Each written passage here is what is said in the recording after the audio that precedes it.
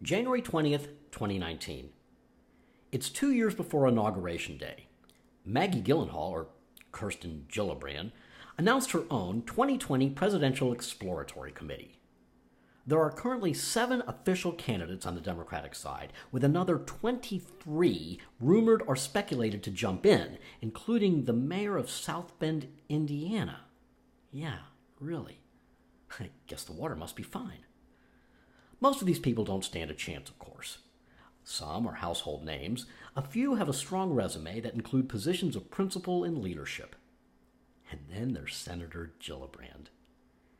Gillibrand has been the darling of the Democratic Party since being anointed or appointed to succeed Hillary Clinton in the Senate in 2009. And just like Hillary, she wants to be all things to all people. Gillibrand ran and voted as a conservative in Congress for the 2 brief years she represented her New York district before joining the most exclusive club in the world. Since then, she's been on something of an apology tour for her House votes against immigrants and gun control. Look, I get it. Gillibrand represented a fairly conservative constituency in the House. She could hardly run as the pre-incarnation of Alexandria Ocasio-Cortez in a rural upstate district. But since taking over Hillary's Senate seat, Gillibrand has established a solidly liberal voting record and has claimed to be embarrassed and ashamed of her previous stances.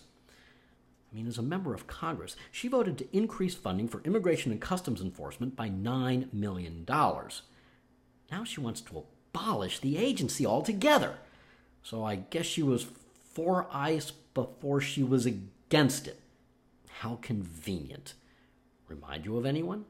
John Kerry, would you like to take a stab at that one? Since being appointed to fill Hillary's seat, Gillibrand has won 3 Senate campaigns, a 2010 special election, then full terms in 2012 and 2018. And miraculously, her views on immigration and gun control have done a 180 in that time, recently claiming, quote, "I just didn't take the time to understand why these issues mattered because it wasn't right in front of me," unquote. Wait, what? Immigration and gun control had been Republican bugaboos since, forever, but you couldn't be bothered to concern yourself about them until you had to appeal to a wider constituency? And yet the likes of Colbert and Maddow have been crawling over each other to see who can sing Gillibrand's praises the loudest.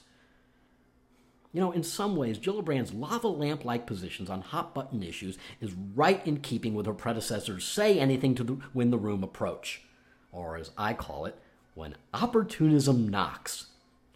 So maybe it's a New York Senate thing.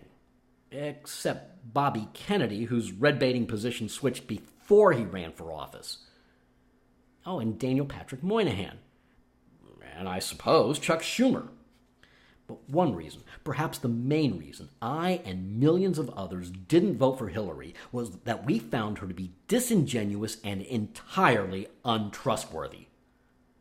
So do we really want Hillary 2.0 running against Trump? Not to mention another choice between 2 New Yorkers? If Kirsten Gillibrand is the best a party can get, maybe Gillette should run an advertising campaign begging us to do better. Or as Ariana Grande might say, "Thank you, next."